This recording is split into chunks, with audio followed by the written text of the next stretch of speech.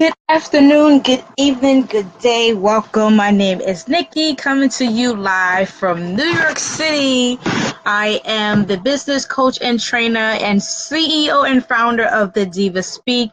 And I wanted to get on real quick. One, because I wanted to test out this awesome, amazing new feature on Facebook where you can screen share on Facebook Live. So that one is amazing. And two, I wanted to share some quick tips in regards to how to market and promote your fitness business using social media. Now, prior to getting started for business for myself, I was a high school student working in corporate America. And to be honest, I quite wouldn't have last because it's not that I don't have an issue with authority. I have an issue with people disrespecting me. I have no problem owning any mistakes that I make, but for you to blame me or yell at me or accuse me of things that I did not do, I tend to not deal with that well, and I tend to respond back and not in a so nice way, especially when the delivery for any form of communication to me was not nice. So personally, I already knew going in of a lot of the backstabbing, two-faced, foolish drama that happens in corporate America. I made the decision as a 17-year-old that I'm going to have my own business so I don't have to deal with the foolishness and shenanigans or have to worry about anybody messing with my money since I will be the one controlling my income.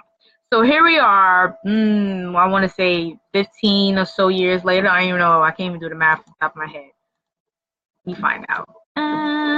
Yeah, 16. I was about right. So 16 years later, here I am. I have multiple businesses.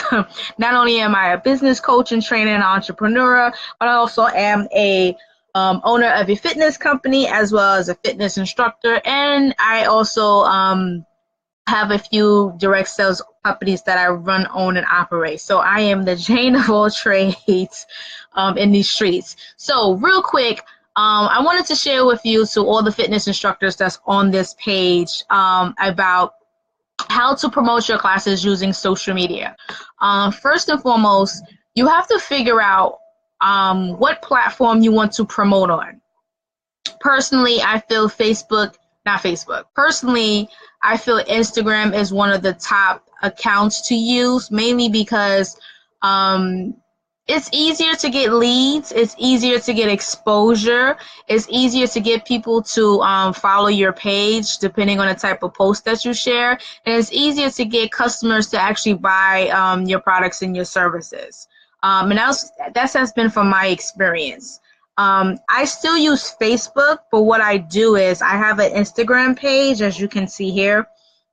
So this is the fitness company that I created and that I own and that I've operated. We've been in operation since December of 2014. So in a couple of months, we're going to hit our 3-year mark. Prior to starting this fitness company, like I said, I have other businesses prior to this, but I mainly started this because I wanted to get in shape. And I was too cheap to pay other classes and I was too cheap to go to other instructors' classes. And I wasn't a fan of working out, but I knew I was a fan of making money. Go figure. So you have to be honest with yourself to figure out what are your triggers. So for me, I was motivated by money. So I knew that if it's taking fitness classes, if I became a fitness instructor and worked at a studio or taught my own classes and had people pay me to take the class with me, then I will get paid to work out as opposed to paying somebody else to work me out, if that makes sense. So that was my mindset. And the reason that's my mindset because I have an entrepreneurial mindset. This just came natural to me. I wasn't around entrepreneurs. Both my parents worked 9 to 5. My sisters worked 9 to 5. Everybody in my mom worked 9 to 5. So I was like the black sheep of the family. And I share this because I want you to know that you aren't born an entrepreneur. This is something that you have to work on. You have to improve. You have to put in time, and you have to constantly renew your mind and constantly train and practice for this to happen. And it doesn't help to have like-minded people in your circle. So what I ended up doing was I made the decision to become a become a licensed Zumba instructor. And the reason that I changed it, because some people get in their feelings when you say certified Zumba instructor, which really is not that deep, but some people it is. and it is what it is. So I became a certified licensed Zumba instructor. And the reason that I chose to become a Zumba instructor is because it was well known. I didn't have to educate people on what Zumba was. I didn't have to convince people to try Zumba. I didn't have to beg, plead, or borrow or nothing. It was just self-explanatory because it was a well-known nationwide brand. And for me as a customer, I want to be sure that I'm going to do business with something that I'm familiar with. That's number one. Number two, from a marketing standpoint, as an entrepreneur, I wanted to do business with a company that was well known. So for me, as being an entrepreneur, I always think as the customer, what will make me want to take this class? So that was the reason for me to get certified to licensed to be a Zumba instructor, because it was well known. It was all over TV. You saw the infomercials. They were selling, I think the DVDs at that time. It was recently, not too long ago, they had the DVD infomercial on. Actually, it was around this time, 2014, when I made the decision to become a Zumba instructor. Yeah, so the commercial. And I was like, let me just go on the website. So then I ended up becoming a Zumba instructor, started teaching, and then I was really focused on like dance on hip hop vibe, whatnot. That's the niche I focused on in regards to Zumba. And then it blossomed into I just created my own fitness classes, and I created this whole fitness company called NYC's Workout Fitness. I still teach Zumba, so if someone needs a sub, I do still substitute other Zumba instructors, but I'm also licensed to teach Strong by Zumba, so I do teach Strong by Zumba classes. I've actually putting together a small group training program, and I'm helping people lose weight. We were in the process of using shakes by the Zumba Shake program, but look like they're phasing that out, so I have to find an alternative protein shake for my customers. As well, I am licensed by Place by Zumba, so I still use Zumba brands. I still teach the Zumba classes, but the NYC's Workout Fitness is my fitness company, and I created a fitness program called Twerk Out Fitness. So that is basically a hip-hop, cardio, dance fitness class that I teach, and then I teach Strong by Zumba, which is the high-intensity cross-training classes. So I still have those things going. So how I built to 10,000 followers in less than 3 years, because we're about to hit 3-year mark. I'm going to give you some tips on what I did. First off is I taught my own classes, and many of you that's watching this have this anxiety that it takes a whole lot of stuff to run your own classes. It does not take a whole lot of stuff, but you do have to have certain things in place for things to roll out smoothly. So what I started doing was I started teaching 2 times a month independently. So that required me to, 1, scout locations that I can rent and actually go to the place, visit it, take pictures of the studio, take a video of the studio, see what the bathroom situation is, take a video and photos of the outside of the studio. Is it near public transportation? Is it near a highway? Is there parking nearby? Is it street parking? Is it parking lot? Is it a paid parking lot? How long you can be in the parking lot? What are the rates? How far is the nearest train or the nearest bus? Is the streets well lit? Is there enough traffic? Is there nearby stores, or is it on a deserted street? So I took an inventory of the area I was considering teaching, because you want to be sure, number 1, safety is important, and 2, it's easy to get to. So I'm out in New York City, so most people take public transportation. So for me, if I'm teaching a class, I need to be sure that people are able to get there without a problem. Because if they can't get to you, they're not going to. They're not going to break their neck. They're not going to jump over hoops. They're not going to bend over backwards to take your class. So you have to be sure that it's an easy location to get to. It's not in the boondocks. It's not too far out of the way. And it's near other types of businesses, like maybe a restaurant or a bank or, something. Something else has to be nearby, like food, a mall, something. You don't want to be like a building in the middle of nowhere and it's just full of trees. That's kind of scary, because if you're teaching at night, then that may be an issue that people may not want to deal with.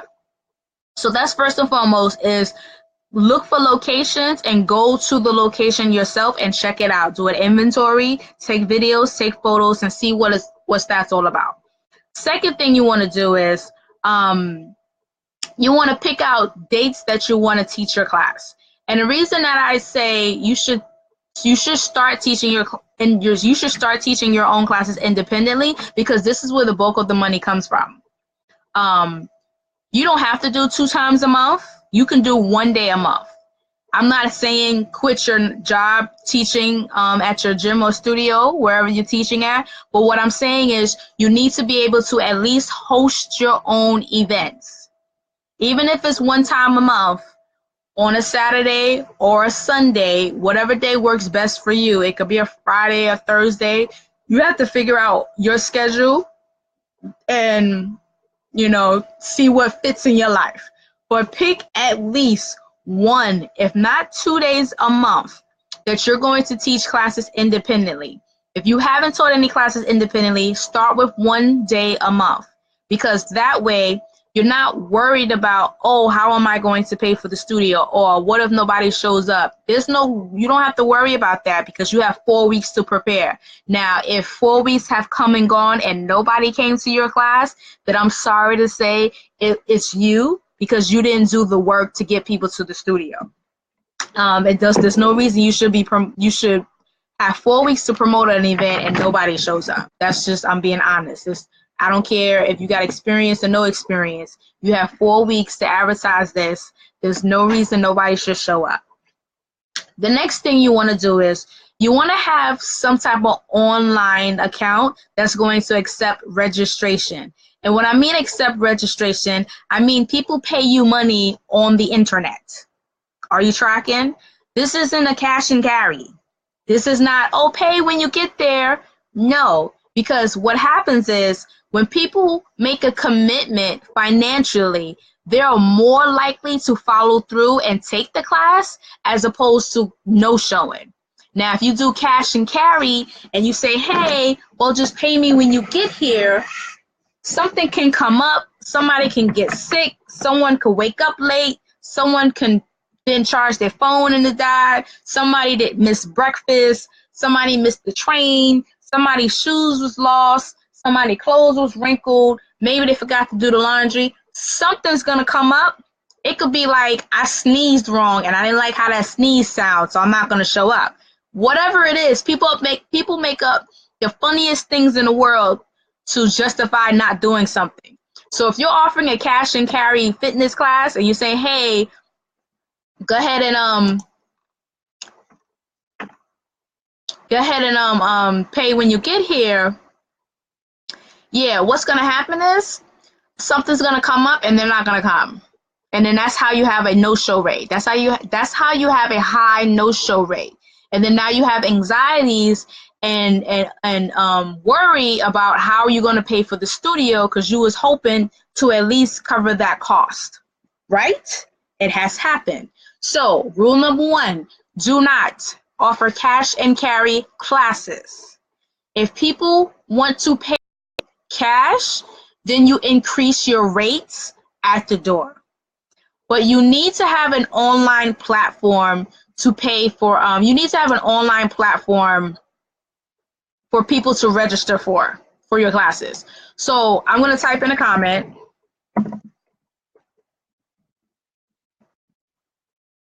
A website that everyone knows about. I don't care where you're from. I don't care where you live. I don't care who you know, what you don't know.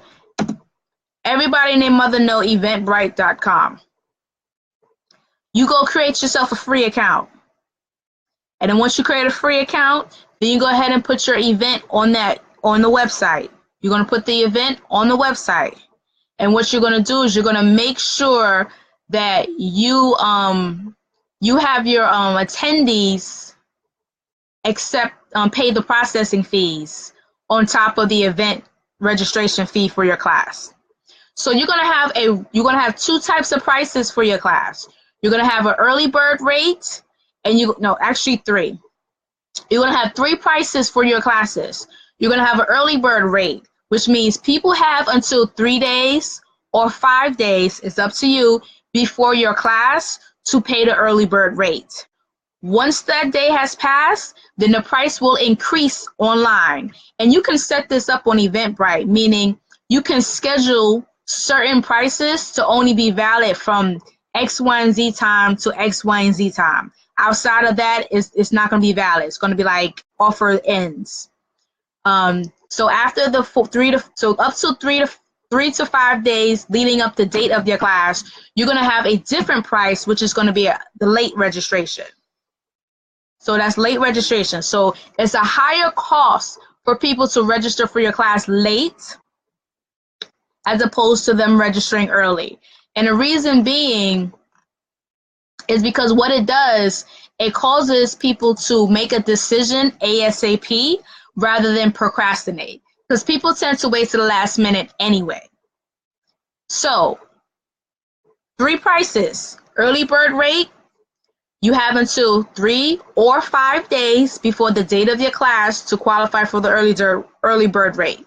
Then the price will increase. It could be increased by $10 or $5. It's up to you.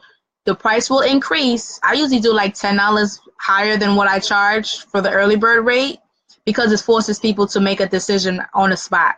So you have the late registration, which is the last minute people. But it could be $5. Like I said, it's up to you. You have the late registration online. Now, if people want to pay at the door, then that's a whole different price if you pay at the door. Because that takes time out of my schedule. It takes time out of my reservation. It takes time away from starting the class. It takes time away from the customers who came on time, who paid online, who came early, for me to accept cash. Because 9 times out of 10, people are not going to have exact change. And then now you got to find change. And I don't know if you're like me, you don't carry change. They're like, you got 5 singles? We're like, no, and then they got to run here and run there and run there, and it gets crazy. And now, you looking out, seeing if that person's okay, but at the same time trying to teach the class. So it gets crazy. So again, that's the rates that I suggest all fitness instructors have when you're teaching your own classes independently. You have an early bird rate. You have a late registration. These are the rates that people pay when they go to your website or your online credit card account, whatever you got.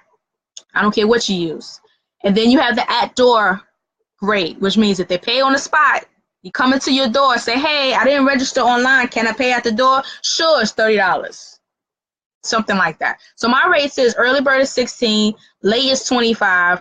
At the door is usually like $30.